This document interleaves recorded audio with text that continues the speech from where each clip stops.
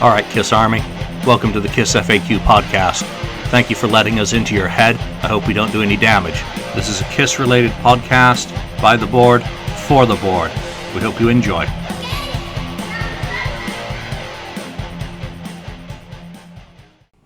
Welcome to episode 52 of the KissFAQ podcast.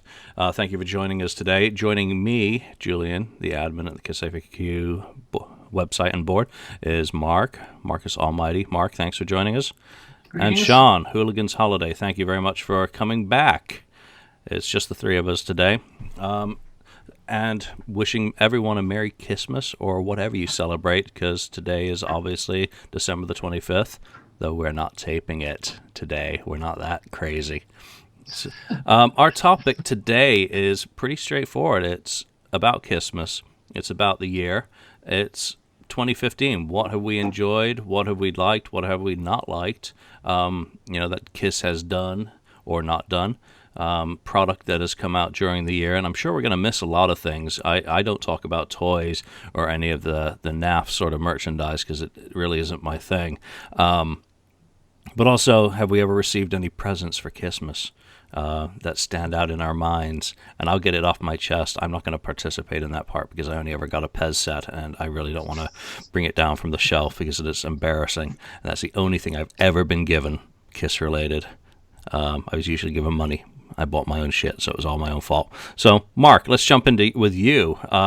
Where do you want to go with this? Do you want to start with KISSmas, or do you want to talk about 2015 first? We might as well start with the KISSmas, get it over with, and then we'll have more to talk about with the... Get on to dessert. Yeah, I'm pretty sure it'll end up that way. Since you're not going to partake in the gift part of it, I guess I can just start with and just get mine over and done with really quickly. As I mentioned earlier, quite a ways back, I got this little gem for Christmas. Now, people are wondering, going, what the heck is that thing? Well, it's a Kiss incense kind of holder thingy. You take these guys off, and inside there you put your incense in that little holder there. You put them back on. Right, here is a little thing, you put it back on, and out of Gene's mouth comes the incense smoke, which is kind of an interesting thing I got for Christmas one year. It was years and years ago, and like I was mentioning before to a couple of people, I've never seen it anywhere but after I got it for Christmas. I don't know if they just stopped making it or what the deal was, but that was one of the gifts that I got for Christmas. And also I started collecting here and there Christmas ornaments. I don't know if you can see those. But yeah. That's like a little ball there. And over here, sorry about that. Come on. Over here, I got another one, a Gene one. That one I like. That one's pretty good. And I started collecting those because people in the family started cluing in about my whole Kiss, fanaticism and what I liked for Christmas. So stuff started coming in all the time. So and I got this guy one year, one of the McFarlane, Paul Stanleys. Right, so you took it out of the box. Yeah, this is one of the very first things I think I got. So at that point, I didn't realize the benefits of keeping it in the package. I was kind of like, oh, that's cool. Let me take it out, and I started looking at it. So only years later did somebody mention to me that they're like, why did you take it out of the package? I'm like, why not? And then after, I was informed on the mistake, and I haven't taken anything else out of package since. So. Yeah, but and I've gotten, the obligatory albums and CDs and stuff like that for Christmas, but those were the most, I think, oddest ones. Actually, I think I have one more thing here. Sorry, let me just get this real quick. I'm on my A&M Records shirt there.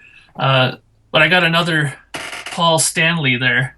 This is supposed to be from the Alive, I think, era or something like that. And it's really weird to have him in such a hugely arched position. Like when you kind of sit him down, he kind of always falls over. So I have to kind of prop him up against something in the bookshelf to keep him up. But that's pretty much the extent of it. I mean, as I've gotten a bit older now, they've kind of stopped with those kind of toy things like that. And it's just been mainly more like Christmas, ornament stuff and just more normal stuff. I guess for someone my age, I guess, right? So that's about it for as far as showing my Kiss related presents. I don't know if Yeah, I think maybe. at this stage it's probably very similar for me that anyone who would give me a present was probably thinking, "Are you still listening to that Kiss crap? Haven't you grown up yet? We're not buying you any of that junk anymore." Not that they ever did. But Sean, what about you? Have you ever been given anything for Kissmas? Or have you ever Uh, wanted anything? Have you ever asked when you were young, said, "Will you please buy me Destroyer or whatever?" my parents are pretty into rock and roll and this the genre in general, so I usually do get mostly Kiss stuff for Christmas. I don't really have anything like on hand at my desk, but in terms of like significant ones, I think the ones that would stand out the most to me would be the year that Live to Win and Kissology 1 came out. So I got both of those for Christmas, and those were pretty significant for me at the time in terms of my fandom. But I get all sorts of Kiss stuff every year. Whatever any family member can find, they typically get me. Yeah, getting Live to Win, or I would have to say Kissology must have been amazing as a present. I mean, I think regardless of the time of year that anyone got it, what a gift that was, just being packed full of really cool stuff. So, that must have been really exciting as well. Live to Win, yeah, you know, I enjoyed that at the time. So, but and anytime anyone gives you anything, that's pretty cool. So, which do you like better? How did you like Live to Win? At the time, I really loved Live to Win, but I probably appreciated Kissology more simply because of my age. I wasn't around at that time for any of those concerts or that period of the band. So it was cool to have such a good collection of video from that time. And that was probably the most exciting thing for me about that set.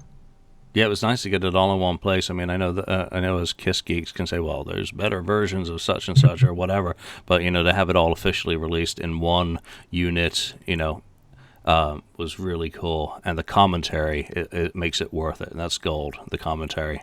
So, who knows? I mean, as people are celebrating Christmas or whatever they celebrate today, some of you may be ending up with this under your tree, and I'm holding up for the people who are listening, the Scooby Doo.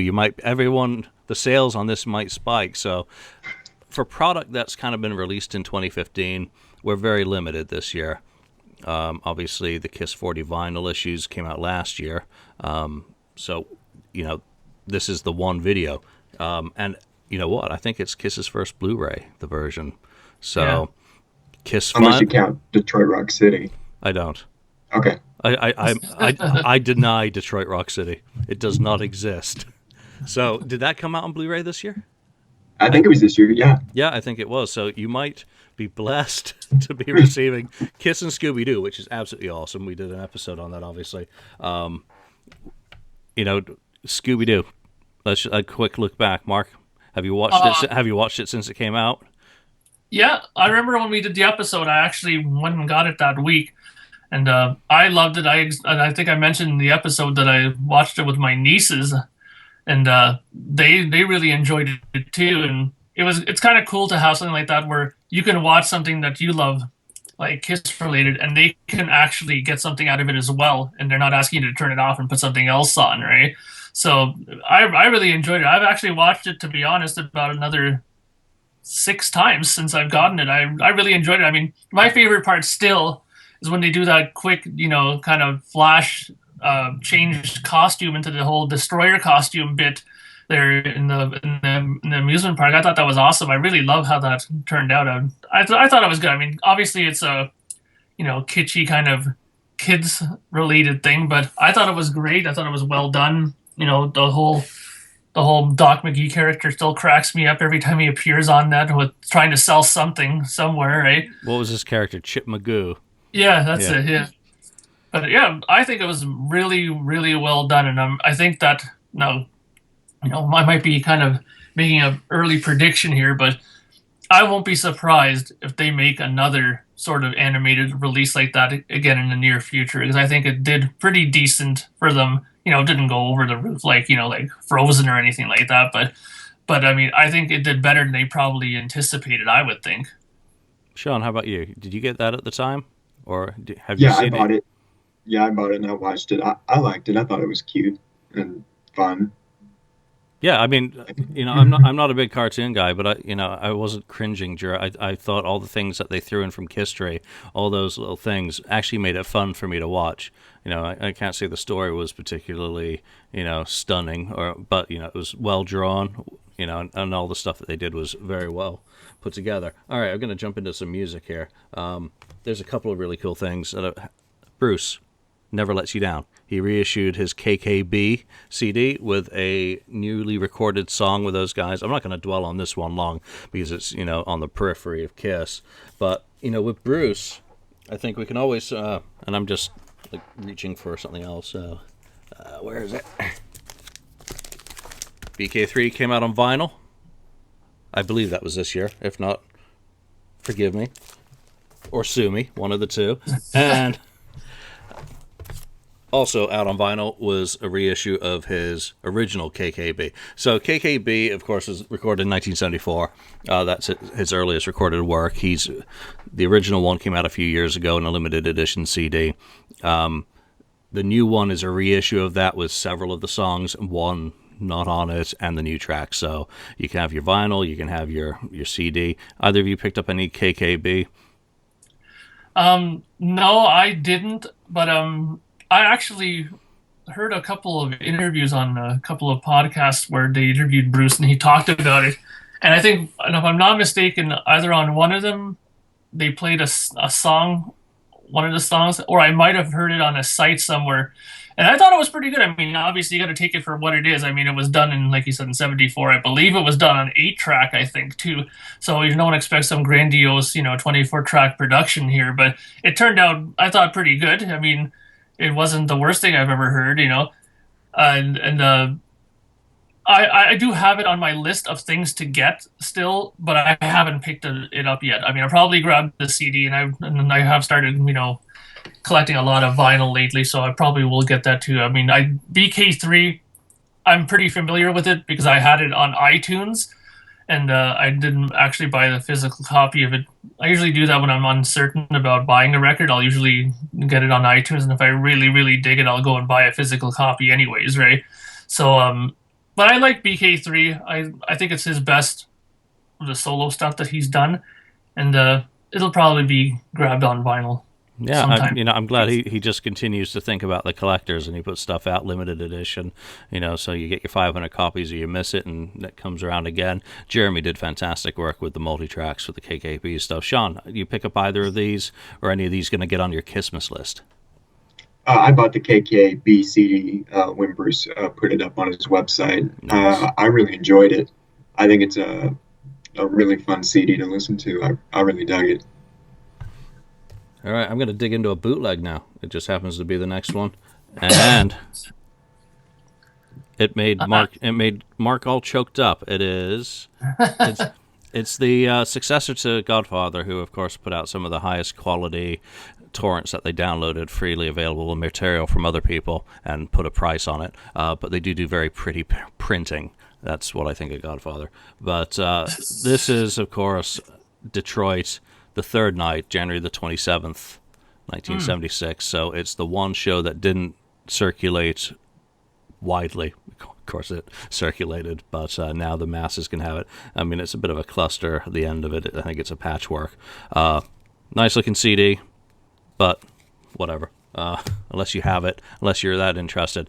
I'm just going to run through a few of these bootlegs pretty quickly because there have been a few that have come out. So that's actually the Kobo third night show? Yeah, and it's not the DVD. Obviously, it's audio only. So. Yeah, because I remember I've actually seen, I think they had on YouTube for a little while there, maybe, I think the opening song or two from the third night. That's all I've ever seen from the third night. I've never seen anything from the third night ever besides that. So, I mean, it'd be interesting to maybe grab that if you're a completist as far as even maybe just listening to the all three shows, because I have the first two on VHS, and now obviously we have the shows on DVD thanks to Kissology, but I'm still pretty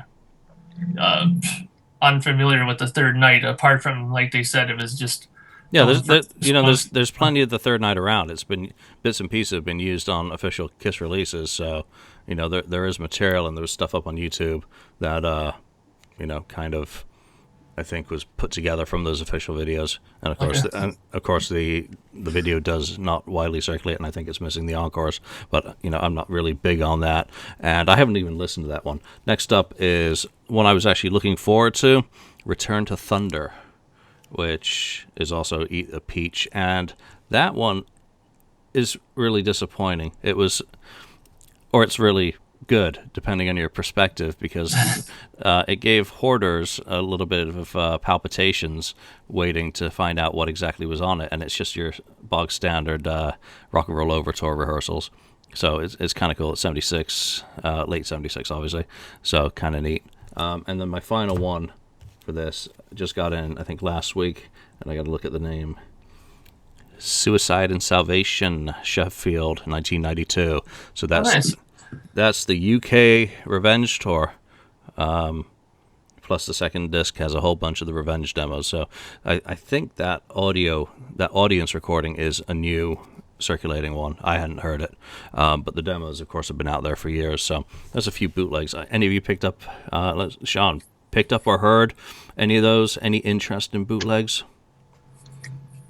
No, I haven't heard any of those. Go to YouTube. They're probably there now. Probably. Go ahead. No, go ahead. I'm waiting until you're done. But yeah, like you said, if I do listen to a bootleg, it's probably just on YouTube. I don't actively look out torrents or CDs. I'll just see if it's on YouTube and watch it there. But I don't actively look. Yeah, so those are cool ones, but it bothers me now how expensive they're getting. Sorry, go ahead. You used to be able to get these things really cheap, and obviously, once they're available on torrents, they're available for free. Not that we promote that here. Yeah. Mark? Well, I was just going to say that for me, bootlegs and Kiss are kind of have a bit of a sore spot with me, just for the reason that I'm a big bootleg collector, but mainly I'm a big soundboard collector, because I can't handle bad audience recordings. They just sound like shrill to me when I listen to them, because I have decent speakers. I have like a home studio where I do a lot of recording, like actual like albums and stuff like that. So when I put audience recordings on these speakers, it just doesn't compute to them for some reason. And like the soundboard stuff always sounds great. And I mean, I know I've said this, I must have like a friggin' broken record player by now, but why Kiss can't put a dedicated section on their Kiss Online where people can buy good soundboard stuff from their tours? I will never understand. I mean, King Crimson does it. Lots of bands do, where you can just go on there and you can even just order it off. Like, hey, I'm going to go see King Crimson. Or I saw them in the past. It would be the past now. And on their website, you can just go on there, and from every era of their touring cycle, they have stuff available, and soundboard stuff that you can get, like whole shows, 3/4 shows, and it sounds good. And I mean, yes, I've gotten so many soundboard stuff from like 77, 78, 79. Not from Kiss, though. Like, I mean, come on, man. You're telling me these guys don't have one? There's got to be. Yeah, there's got to be a reason, though, why they're not, which is kind of disappointing. So, bootlegs, these are the first ones I've ever owned, because I don't know anything about bootlegs. So, are any of those soundboard, those ones? No. Oh, the Detroit Kobo is, of course, because it's off the video, but it's not a soundboard; it's a video sourced audio. So, it's not going to sound great. I would debate you on the sound of a bootleg in the studio, because I've actually taken bootlegs in and had them restored in the studio and listened to them live in the studio. Well, you could fix them, yeah. And for me, it's always been, maybe it's just that I'm hearing it for the first time after paying all the money to get the studio time and the engineer to work on it, that kind of blows my mind. But sometimes you get lucky, and it's all down to what it is. But a lot of the 70s ones are, treble heavy or, overblown, distorted in so many different ways. It all depends whether you get lucky. And really, the ones that really bother me are the ones where you have the guy holding on to recorder, and you have the guy next to him like just yeah, and then you can hear him over the music half the time because the guy next to him won't shut up. So it's like, what good is this kind of a audience recording? I'm hearing this guy complaining or saying something to his woman or to his friend or whatever, and I want to hear the band. Like those are just the audience ones that really bother me. I agree, you can go in and fix them. There is a lot of studio kind of you can do where you can correct stuff and fix things and make them a lot better. But I just mean that initially when I buy them and I put them on the first time, it's like, wow, like a lot of the times it's so treble heavy and, way too much chatter and stuff like that. And that's why I always go for the soundboard. So before I put Sean to sleep with this, I got two more quick ones. And these are not bootlegs. They are, I don't know what the heck would call them. They're kind of turned up on Amazon. This first one I'm holding up is, what is it? Lafayette Music Room, so Memphis, 1974. It's kind of more interesting. Everyone who collects this shit already has this and has for many years. So, but just seeing it on Amazon, I don't know how these sneak through.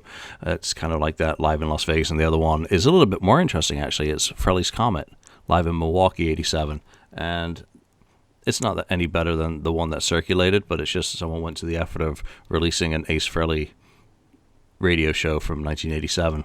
It's actually funny you mentioned about the Amazon thing. I just remembered I did buy this year a Kiss bootleg off of Amazon. It was I think it was the Crazy Nights club performance at the Ritz that they had on a radio broadcast that they put out. And I remember I grabbed that on CD off of Amazon. I don't know, like you said, how they snuck those online to sell, but it was really good. It was a radio broadcast. It sounded really, really good. I was very happy with it. I tried to buy it. I had to cancel my order with Concert Live. They just couldn't deliver the damn thing. So I gave up. Sean, have you bought what Kiss stuff have you bought this year? Well, the two Blu-rays we mentioned, the Truck City and the Scooby-Doo movie.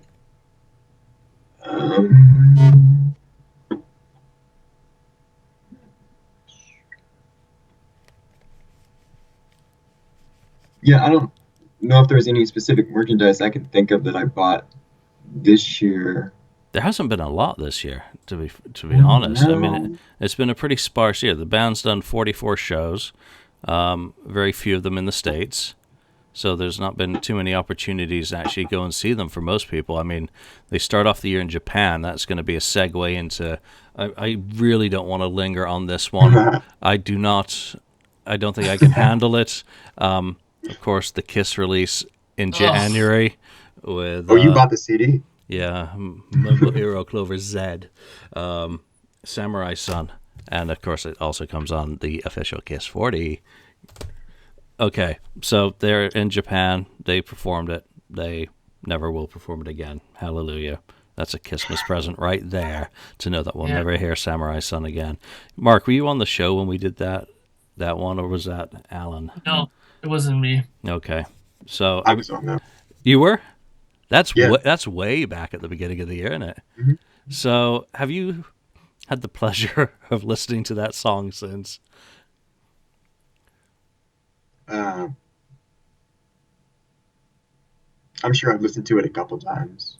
Probably just the live performances on YouTube, probably to see what those sounded like. I don't think I listened to the studio version all that often. Yeah, so live they performed it with a backing tape the first time, and of course everyone was screaming lip syncing like it was a Britney Spears show, which of course it wasn't. And then they did it live, and it was pretty reasonable, I gotta say, for what it is. And the bombastic version on the last day of the tour in Tokyo, where they had the girls on stage, from the YouTube clips, it's really impressive, but I'm glad it's done. Get them off the stage and don't ever do it again. It's kind of hallowed ground. Japan, very short tour. Another piece of merchandise that has become overpriced. If I can reach it. Program? It is the program. These are up on Kiss Online for a while. I don't know if they're still available, but it's absolutely beautiful quality. I mean, it's you get high as a kite off the ink. It's just absolutely insane. It's one of the most beautifully printed Kiss tour books I've ever seen, and I thought it would only be Japan that had one that was that good, but Australia was equally vibrant in terms of its colors. So, moving on from Japan, live performances in South America in April, Europe in May and June, and then October, Australia. I think they did a grand total of 4 U.S. shows. The Joint in Las Vegas was their first show of the year. So it's not been much to see. I mean, Sean, have you been on YouTube trying to check out these concerts? Because it seems this year there hasn't been as much YouTube footage either. I pay attention to the message board to kind of see like set list to see what songs they play. And if there was a song where I was like, oh, I kind of want to hear that, like when they started playing Plaster Caster in South America, I immediately went to YouTube to try and find that, some of the other songs they played. And I generally I'll watch a couple videos from tours in general just to see how they're sounding, how Paul's voice is shaping up compared to how it's been. I don't watch a lot, but I watch what's interesting. Like I can't watch Love Gun every time they play a show.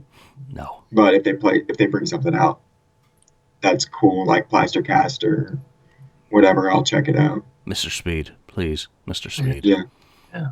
Well, I think, and as for me, I don't really hunt for those clips. The last thing actually that I've been looking for as far as live clips, I've been checking out the Kiss Cruise 5 clips that have been coming up now, and that Sail Away show was just really, really good, I thought. I mean, the set list was finally, like, they pulled the plugs out of their ears and listened to what the people actually wanted to hear and actually did it for once.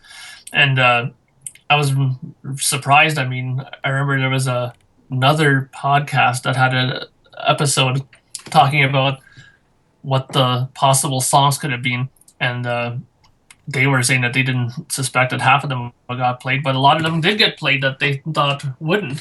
Like, Flaming Youth was, I think, the biggest surprise that everybody got, that they played that. But yeah, I thought, those clips were the things that I was interested in checking out, was that, because there was such a big hype behind the Sail Away show that I wanted to just see if it was worth all the hype and see how it turned out. And I think it turned out good. Other than that, I'm not really big on checking out their live show performances because, like you said, I mean, how many times can you see Love Gun or Detroit Rock City performed live? I mean, they've done it so many hundreds of thousands of times now live. It's, unless you're there, that's a different story, right? So, but yeah, I think the Cruise clips were worth seeing.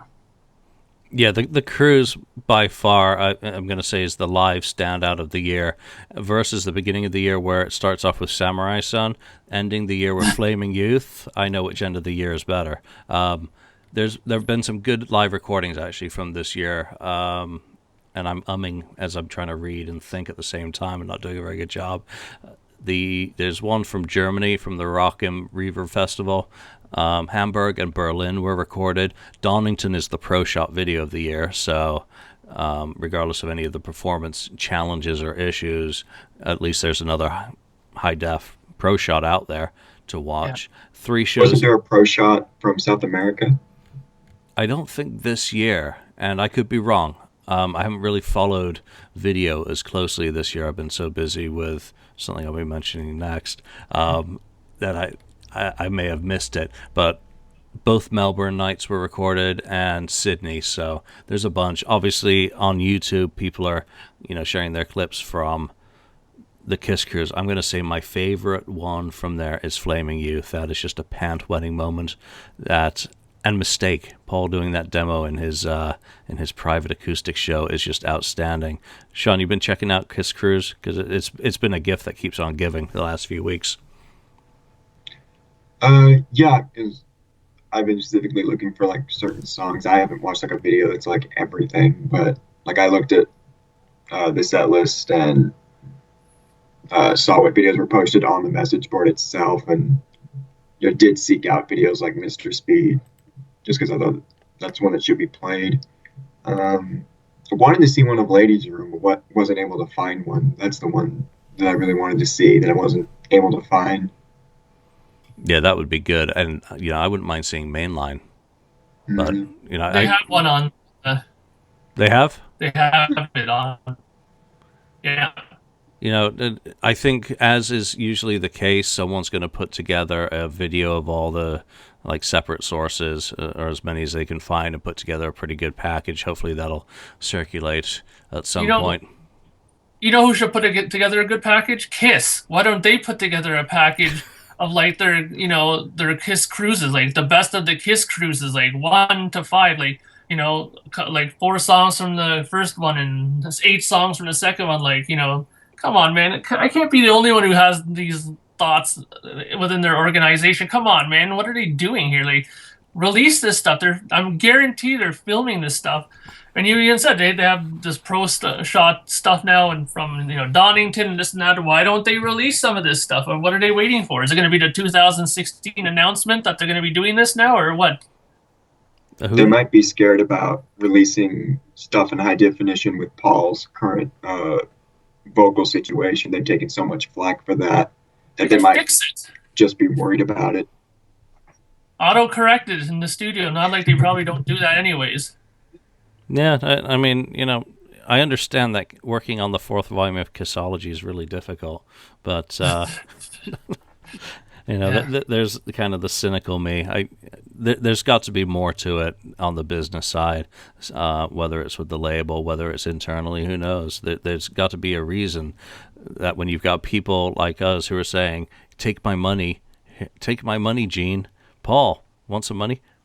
You can have some, but I'm not going to your freaking burger barn." It's got to be music. So they've got to have a reason. So hopefully, talking about things that haven't shown up yet, the Kiss documentary. I mean, right. That's a gigantic WTF for me of what is going on with that. I mean, at one point, the director, who I think defriended me on Facebook, probably didn't like my Motley Crue and Beatles comments, but whatever. He actually posted some DVDs of an edit, so they'd gotten to the point where they had a completed director's cut with placeholder audio and video and all that type of stuff, which they then would have had to get the approvals from Gene and Paul that they liked the rest of it, they liked the sequencing, and God knows what else, because I don't know anything about that side of the business. And it's just dropped off the radar. He's dropped off the radar. I think he did a David Essex documentary that in between when he did the Kiss one, or some other artist, and he actually did that project and released it in the amount of time that it's taken Kiss to go nowhere. So the question is, do you think this happened? He brought it over to Gene and Paul. They watched it. They looked at each other and they did this. They went, and that's it. That's the end of it. No, I think they said, "Where's Ace and Peter?"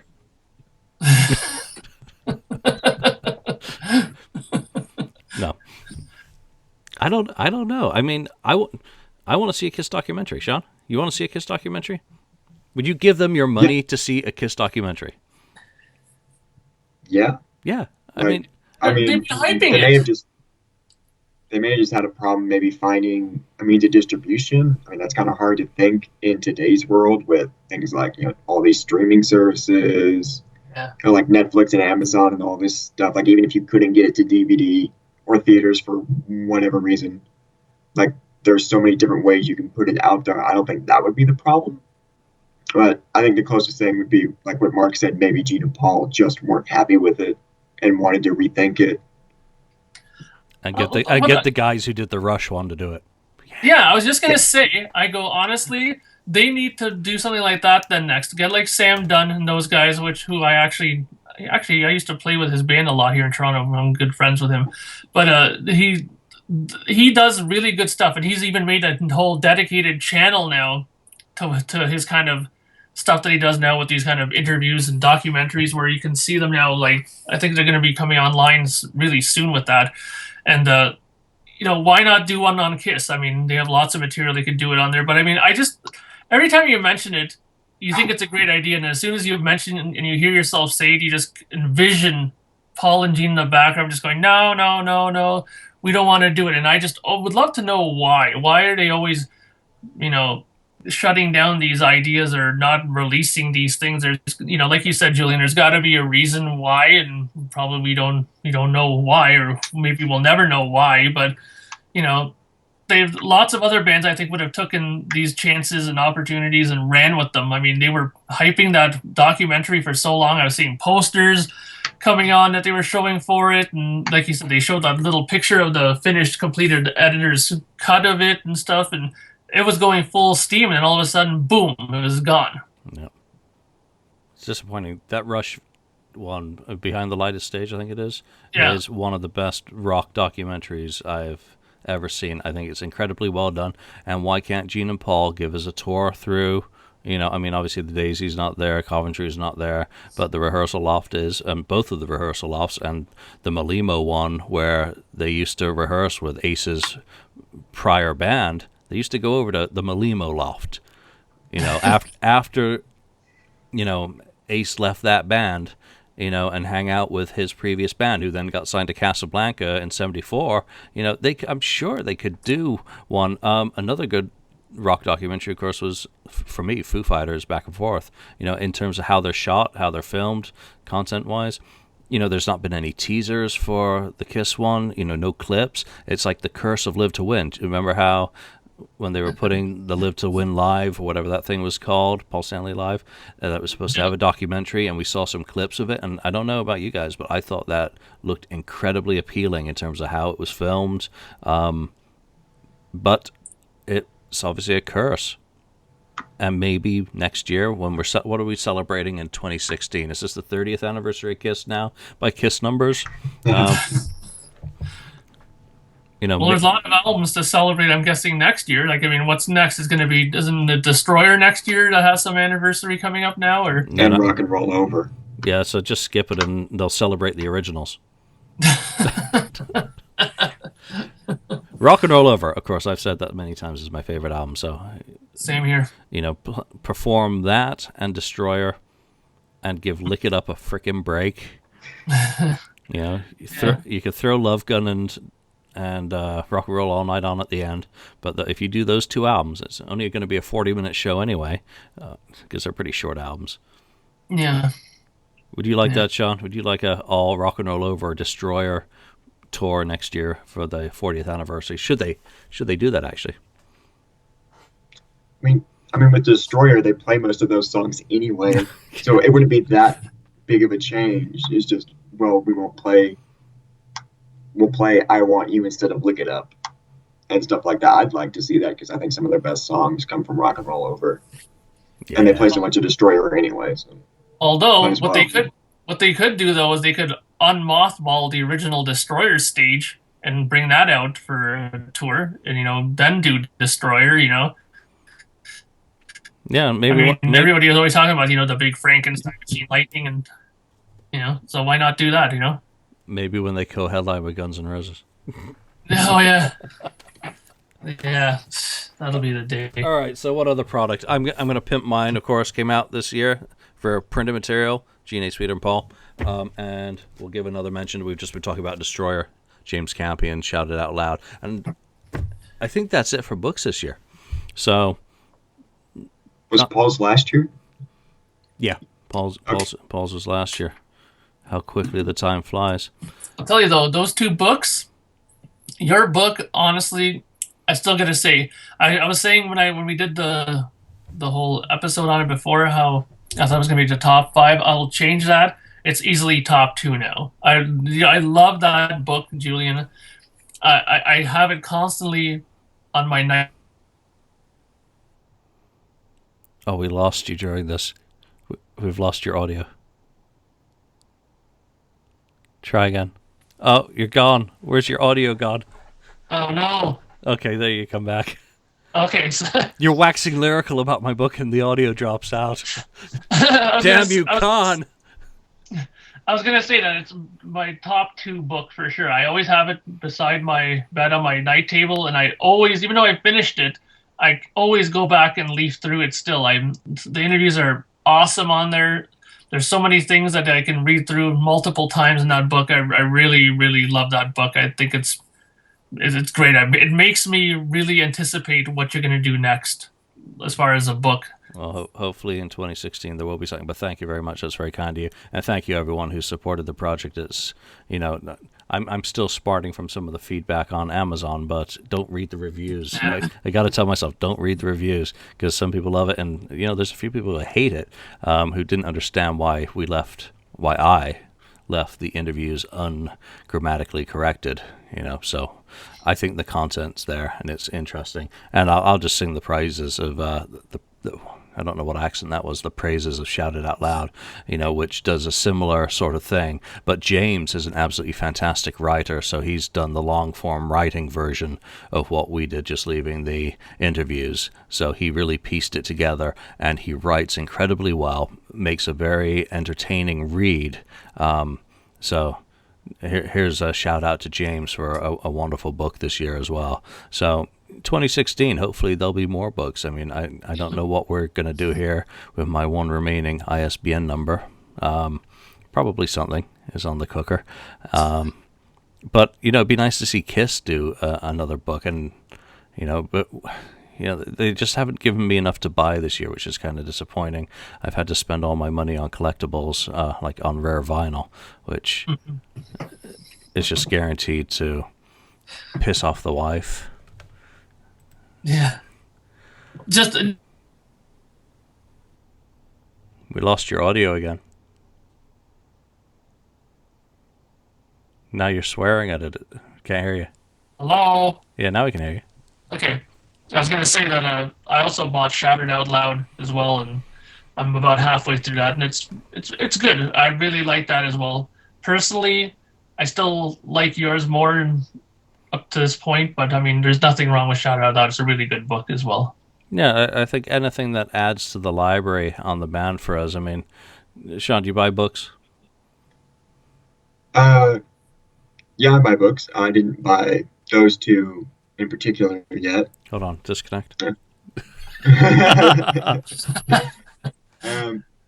terms of Kiss books, the one I was looking forward to the most, I don't remember what it was called, but it was a big Kickstarter project that ultimately Oh didn't my get the God. funding it needed. Yeah, how can we talk about this year without talking about Ross Radley and his magic book, the Kiss Chronicles?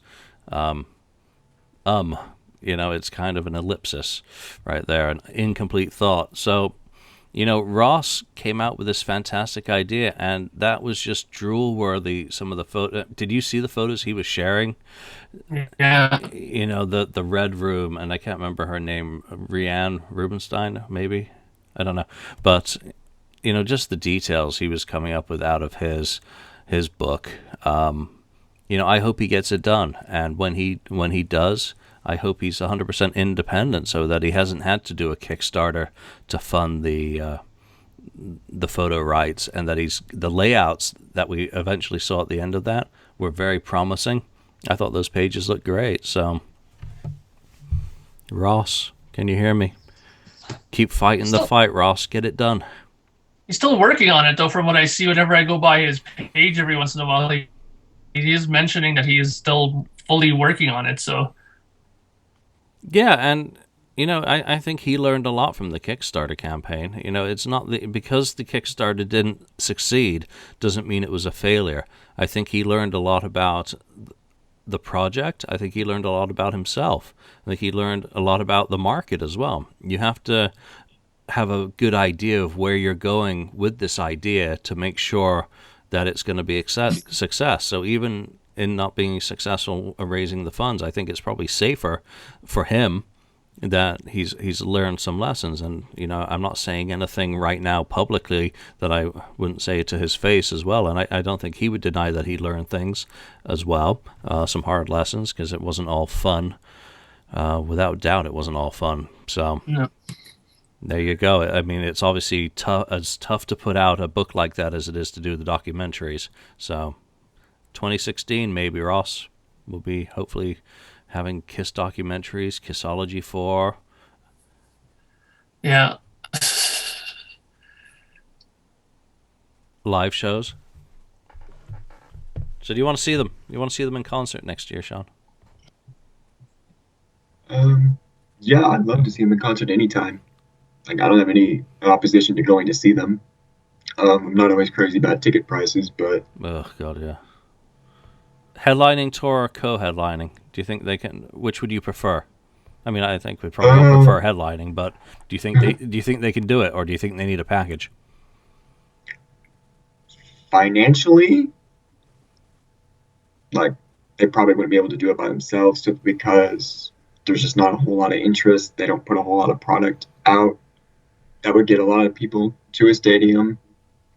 Um, I wouldn't mind seeing another co-headline because I enjoyed the two they've done. I really liked the one with Def Leppard. I thought that was a good fit. And I don't know. I mean, because it's about the same price. So if it's going to be that amount of money, I'd rather get two bands as opposed to one. I think these days it's probably more likely with the shortening set lists. I think 75 minutes is easier on the band at their age. We're running into the physical limitations of Father Time, no matter how the spirit is willing. Mark, what are your thoughts on maybe touring live? I mean, I'd love to see them too. I mean, being in Canada, I don't get to see them as often as the people in America do. But I saw them when they came with their Motley Crue tour there when they went together, and I thought it was really good, and I thought it was worth it. It was not, it was sure, of course, it was pricier, but it was worth the price to see it. I don't think they can do it alone. I think they'll need to continue to do the co-headliner routine. And like you said, not so much maybe because they couldn't do it, but I do think that a lot of the physical limitation, like you said, are starting to show, and it would be more beneficial for them to do a longer tour with just shorter set to play, right? So I think that it's a possibility, and I think 2016 they're already now starting to announce some shows or put up some shows already. So they will be playing. Obviously, it's just where are they going to do it? Hopefully, they'll come by Canada this time. But I mean, I think that Sean brought up a good point there that you know it would help them if they put out another product, another studio album. God forbid another greatest hits record, but just something to get the wheels going, to people chatting and talking about something positive that'll make them want to go out and see them. Yeah, put out an EP, 3 or 4 songs, maybe a couple of live cuts from here and there. Maybe throw on Samurai Sun just for fun, just because. I think the co-headlining idea really is what makes sense. I think it's in the American market, it really appears to be that bands like Kiss need to have something attractive to help sell, to broaden the audience. When the ticket prices are what they are these days, if you have two bands that have two followings, just like it worked out well with Motley Crue, it worked out well with Def Leppard, it worked out okay with Aerosmith on that probably 70-30 split. Anyone except Poison. Oh, ooh. No Poison. And no good. No good. Yeah, they've got to do one with Alice at some point. I mean, it's just kind of a given of why not Alice? And what's Krabby's band that they've just been touring with for Australia? Dead Daisies? Dead Daisies. Yeah. You know what, though?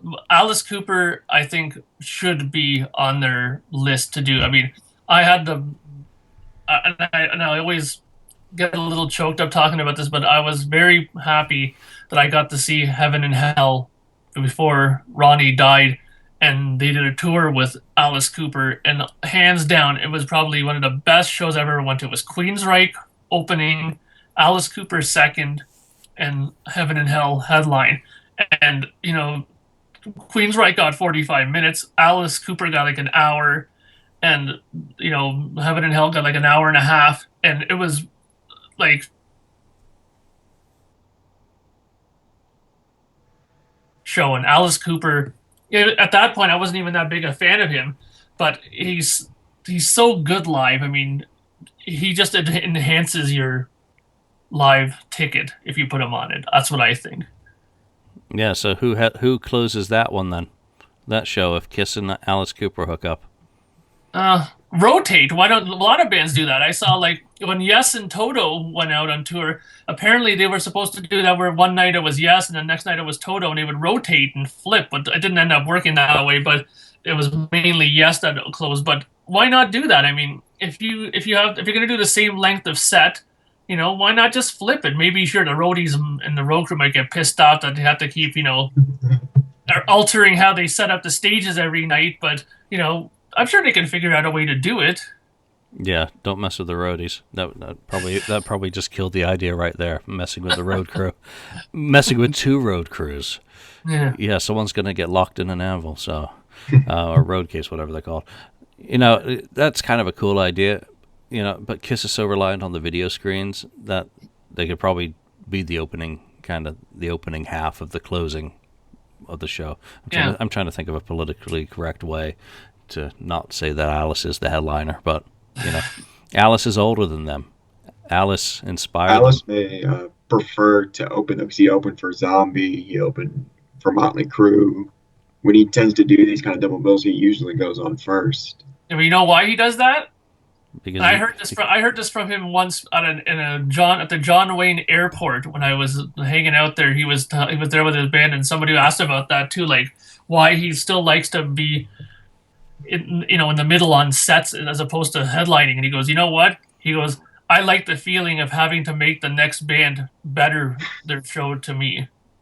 And I think that's why he does it, because he knows that he has a killer show and a killer routine. And the probably the look on the band's face when he walks off and says, here you go, guys, you're up next, have a good show. And then we're kind of sitting there going, oh shit, what are we going to do now? He probably must love that, Yeah, I mean, he's got to raise his game to go on and exactly and kill it in order to, Now, maybe they can. I'm thinking of opening acts. The third act, Dead Daisies, would be cool. I've not heard them. Zodiac Mind Warp, yeah, but that's just one of my guilty pleasures. Yeah. Doesn't Kiss have some kind of band that they're kind of tied with? You know how they had like Black and Blue were kind of like their buddies through the 80s and 90s. Don't they have a Kiss band like that now? Like maybe Fozzy or something, No, it's Jericho's band. I guess it could be. No, it's his band, but I'm saying that maybe like is like a band that they're buddies with. You know what I mean? Like how they were buddies with Black and Blue and Slaughter, and they always brought them out with them on tour. Maybe a band like that would be a good opener for a tour like that. Do they have buddies? Well, apparently Chris Jericho's great friends with Paul Stanley, so why not bring Fozzy on tour? Yeah, who knows? I've never heard Fozzy. What do they do? You know what? The very first record they did was a complete shtick thing where they presented it like, Chris Jericho was in this band and they were popular in Japan only, and America never heard of them, and they had a record of nothing but covers. It was like Twisted Sister and all kinds of covers they did, and they claimed that they were their songs that got ripped off. It was like a joke thing at first when they came out, right? But as they got more and more popular, they went all original, and now they're just. I'm sorry to say this, but they're just a generic rock radio metal band now. Nickelback. Yeah, well, not as cheesy as that, but not as bad. Yeah, but just very geared to the radio now. They're not as risky as they were before, right? Well, who else? Oh, what is a band that they used to tour a lot with? The Arts. And they're still around. Yeah. So who knows? That's kind of for next year, and that's also a little bit of another episode maybe to kind of talk about what everyone wants. Let's wrap up with some final thoughts about 2015. Was it a good year for Kiss? Was it a good year for you as a Kiss fan? I'm going to start on that. I think 2015 was pretty mediocre. There's just not been much of anything that I found tremendously interesting. It's a very big counterpoint at the end of the year to have Mr. Speed and Flaming Youth and Ladies' Room and the absolutely killer Kiss Cruise 5, but I wasn't there. So I'm only enjoying it from the YouTube perspective, whereas the people who did attend, I'm sure, are just savoring every second they remember of that cruise where Kiss really brought it. And there's one other item I've got. Actually, there's two other items. And this is the Kiss cruise, of course. Nice. And I'm holding up the Kiss Cruise 12-inch single, which is, I think, the re-recording of Rock and Roll All Night from a few years ago on a single-sided piece of vinyl. Kiss really went to bat on this cruise. I mean, they brought some really good bands with them, diverse other acts. They absolutely blew it out of the water doing the Unmasked Electric Sail Away show. And the Alive, we've talked about it on some of the other episodes, the Alive recreation, which so many of us were like, well, why do this again? You already did that in 2008, Alive 35. But recreating the stage, putting on those costumes, I'm going to say it, Gene Simmons looked absolutely fantastic in his 75 gear. Paul looked fantastic. That stage looked absolutely wonderful on a boat where they couldn't do any pyro. Looked absolutely incredible. I would absolutely, as Mark said, kill for a DVD of that performance. That's a high point for the year. Everything else, I'm going to hold up another low point because that's the Concert Live double LP. Mine doesn't have that many dings on it, but it's been such a nightmare this year to get product out of that company. Apart from the fact it's, it's a 7-year-old show, I think. Close to 7 years. Pointless. But there hasn't been enough merchandise on a musical level. I've held up some of the, like bootlegs and stuff. But where's the stuff from Kiss? There just hasn't been anything. I would have thought all those high definition, audio that they reissued last year would have finally come out in the States in physical format as a box. Yeah. In repro sleeves, just like they do in Japan. No, nothing. So it's been very disappointing on that. No official books, no official DVDs, just more rock and brews and other stuff that doesn't appeal to me. And you know what? I've said it before. If it appeals to you out there, great. Does not float my boat. So it's been mediocre, not enough shows, but I don't see them being able to do much more than 45 a year at this stage. And I'll be thankful. The 12 days of KISSmas, I probably got 12 shows I can listen to, or bootlegs from the year. So mediocre. I just hope 2016's much better. Mark, what would your thoughts be? Well, I have to agree with you totally. I mean, the point that you nailed right on the head was, for me especially, I mean, being in Canada, I never got to see them pretty much at all. And, and when you talk about a year in review, it has to do about mainly where you are and what you've done, right? So, like you said, if you went on the Kiss cruise, you probably think this year was phenomenal for Kiss because you had a great time at it and it was awesome. And if you were maybe in, Australia or South America and some of these other spots where they toured, maybe you had a great time and, this year wasn't so bad for you for Kiss. But a lot of the spots that you just mentioned now are very valid. There was no product worth speaking of except maybe just the Scooby-Doo thing. And like you said, there's so many opportunities to release stuff. I mean, the high def stuff is a real sore spot with me too. I'm a big collector of Blu-ray audio, like those pure green audio things. Why couldn't they do something like that? Release some of their records like that. People would snap it up. They would do it. I know they do because lots of people do buy those things. I'm one of them, And so I think that they've missed the boat a lot this year. I'm gonna give it the same ranking as you. It's mediocre this year. I'm really hoping that next year they'll do more. They'll make it more of a banner year for them, and they'll come up to Canada and tour and make themselves present in my country again.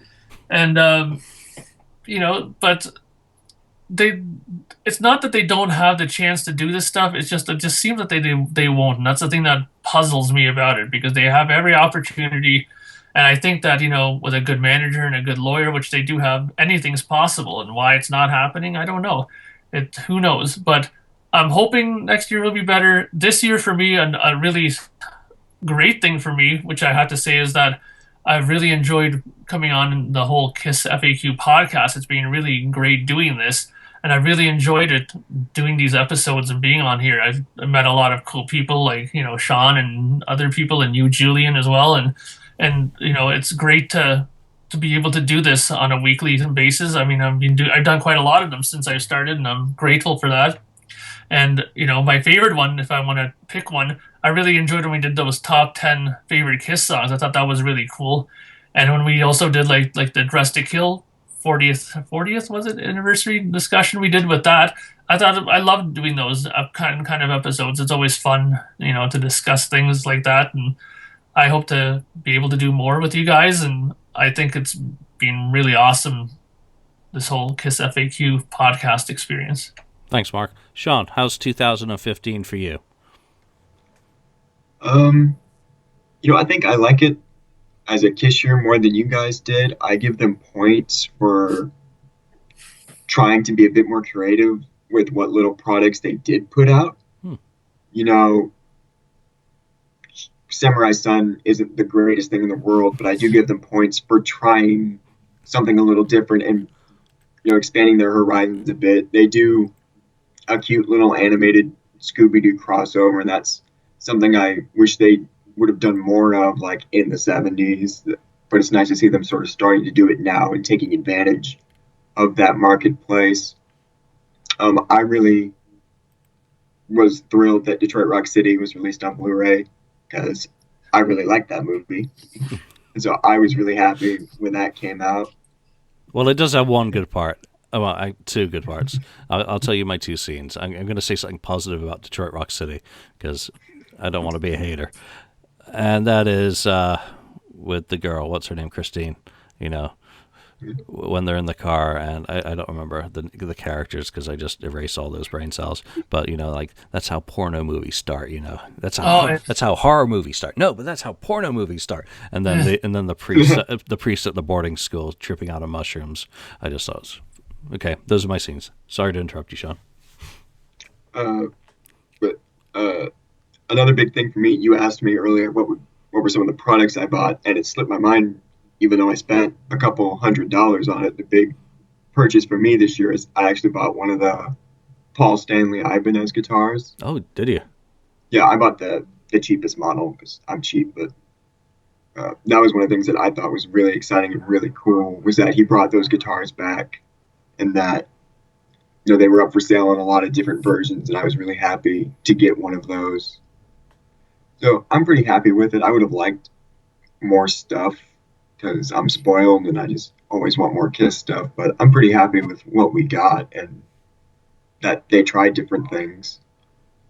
Yeah, that's a cool thing because I'd completely forgotten about Paul's guitar. Didn't Tommy also put out another? Didn't White Lightning come out this year? Yeah, the White Lightning. Yeah. I mean, I'm already the proud owner of his silver guitar, so I don't need another one. And my next guitar will be a Fender or a Gibson SG or something like that, something a little bit different. But yeah, the Ibanez, the PS10, nice to see it, and I don't think it matters what model it is. So, good way to finish for us, Sean, on a positive note. And this is episode 52, so this is the end of the year. Next week is a new year, new episode of the FAQ podcast, and at Christmas time or KISSmas time, we're supposed to be thankful for things and celebrate the year. And 52 episodes, and everyone who's been on these shows. We're going to talk, I think, next week a bit more about the first year of the FAQ podcast and where we're going to be going, hopefully, with the show. But, here's a thank you to everyone who's participated on the Kiss FAQ podcast during the year. We've had some technical challenges. We've had some fun. We've had some laughs off, when we're not recording. I think we've really started to build up a good group of people who, come in, and we're not strict about who's on what show. It's like, what's the topic? You want to come on? Come on. Are you available? Okay, not available, someone else slips in, so we're able to have a nice rotating cast, but it also means that we all have to develop on different, paces. I'm on every single one, and I haven't developed at all, some people will tell you. But we're learning how to do this, and I think we're keeping it fun. I don't want to get overproduced. I don't want to get too serious. I don't want to get bogged down with too many guests. But, here's a thank you also to everyone who's listened to us because you've given us your time to listen. So let's wrap up this episode. This was, a look back at 2015, a little bit of a look forward, a little bit of a celebration of KISSmas. So get back to your families and enjoy them today. And we will be back next week with a new episode. So from Mark, Sean, and myself, thank you all for listening, and have a happy holiday season, and we'll see you next year. See you later. Thank you for spending time listening to the KissFAQ podcast today. All sales are final. There are no refunds. If you like, look us up on Facebook or come over to the KissFAQ message board and discuss the topic we broadcast today. We hope to see you again.